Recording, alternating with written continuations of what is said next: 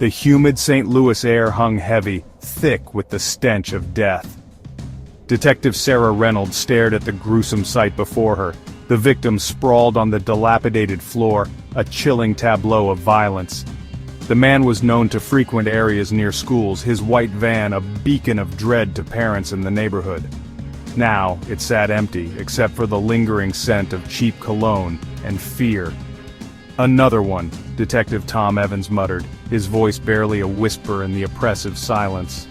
He pointed a gloved finger at the intricate markings carved into the victim's chest, symbols that defied explanation. Each murder bore the same chilling signature, a gruesome calling card. There were no witnesses, no fingerprints, no sign of forced entry, only the lingering sense of wrongness that clung to the air like stale smoke. The victims were all cut from the same cloth, predators who preyed on the innocent, their sins whispered in hushed tones and fearful glances. Each death was brutal, almost ritualistic, a macabre performance designed to send a message. But to whom? The detectives were at a loss, their investigation a descent into a labyrinth of darkness, each victim a pedophile, each death a gruesome spectacle. The press had a field day, dubbing the killer the Avenging Angel. The name sent shivers down Sarah's spine, a chilling reminder of the darkness that lurked in the heart of their city. The symbols carved into the victims were a macabre puzzle. Sarah and Tom spent countless hours poring over ancient texts, their eyes burning from exhaustion. They consulted with every expert they could find, from linguists to theologians, but the symbols remained an enigma. Each symbol was a meticulous incision, deep enough to have taken considerable strength and an unsettling amount of time. "What kind of monster does this?" Tom asked, his voice weary, his gaze fixed on the photographs spread across their desks. The markings, stark and brutal, seemed to writhe under the harsh fluorescent light. Sarah traced the lines of one particular symbol, a spiral that seemed to pull her in, a vortex of despair. She could almost feel the raw hatred that had gone into making it. That was when they felt it for the first time, a sudden wave of drowsiness that washed over them, heavy and suffocating. Sarah's vision blurred, and she swayed in her chair. Tom's head slumped onto the table, a groan escaping his lips.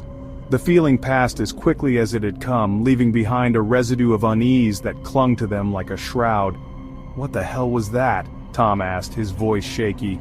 They exchanged uneasy glances, the unspoken question hanging heavy in the air. They were investigators trained to deal with the darkest aspects of humanity, but this was different.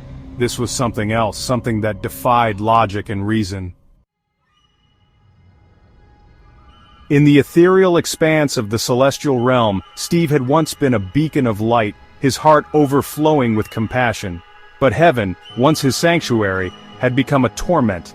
He had witnessed the horrors inflicted upon innocent souls, the depravity that festered within the hearts of men, and his essence had been irrevocably stained by righteous fury. He had pleaded for intervention, for justice, but his pleas had fallen on deaf ears. Cast out for his defiance, Steve found himself in the depths of hell, surrounded by the very evils he had sworn to vanquish. But even amidst the torment, the plight of the innocent continued to haunt him. He knew he couldn't stand idly by while evil flourished. He would become their protector, their avenger. He escaped his infernal prison, his angelic essence twisted and scarred, his purpose now consumed by vengeance. Drawn to the city where darkness seemed to thrive, Steve sought refuge in the body of a teenage boy, a vessel through which he could enact his divine retribution. The boy, tormented and withdrawn, became the perfect host, his own pain mingling with Steve's rage. Steve walked among them now, an angel cloaked in shadow, his heart heavy with the burden of his mission. He would cleanse this city of its demons one by one until no child had to suffer their wickedness. He was their protector, their judge, their executioner. He was Steve, the avenging angel. Fear. It was a palpable presence in the city, seeping into everyday life like a poisonous gas. Parents walked their children to school, their faces etched with worry. Playgrounds stood eerily silent, swings swaying gently in the breeze, a haunting reminder of the innocence that seemed so fragile. The murders had shaken St. Louis to its core, exposing the underbelly of darkness that lurked beneath the surface. Sarah and Tom felt the weight of the city's fear on their shoulders. They were working around the clock, fueled by coffee and a relentless pursuit of justice. The lack of evidence was frustrating, but it was the supernatural element that truly unnerved them. The drowsiness they experienced, the feeling of being watched, it was as if they were being toyed with by an unseen force. "We need to consider all possibilities, Tom," Sarah said one night, her voice echoing in the near-empty police station. "Even the impossible ones." Tom ran a hand through his tired eyes. "You think this avenging angel is real?" he asked, his voice laced with disbelief. Sarah shrugged. "I don't know what to believe anymore. But something's not right, Tom. We both feel it."